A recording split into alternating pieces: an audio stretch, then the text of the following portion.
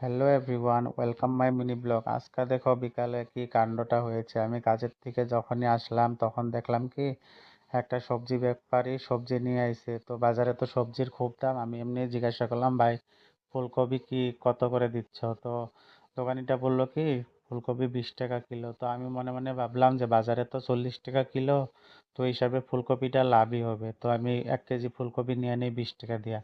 তো আমি ফুলকপিটা মাত্র কিনতেই আসছিলাম, অমনি আমার মা হুট করে ঘর থেকে বেরিয়ে এসে বলল, বাজারে ফুলকপি অনেক সস্তা, এই ব্যাপারীর থেকে কিনতে লাগবো না, পচা পচা জিনিস বেচে।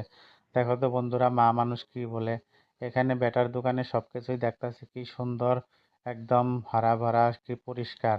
আর কলার মোচাটা নিয়ে দেখো মা কি টানাটানি করছে। কলার মোচাটা 10 টাকা দিয়ে দিয়েছে দোকানি, তাও নাকি মার কাছে বলে খুব বেশি দাম হয়ে গেছে গা। এত কিছু তো নিল লাস্টে, কলার মোচাও নিল আর ধনিয়াও নিল, আবার ফুলকপিও নিল, সাথে একটা ফ্রিতে বেগুনও নিয়ে নিল। এই হলো মা মানুষ।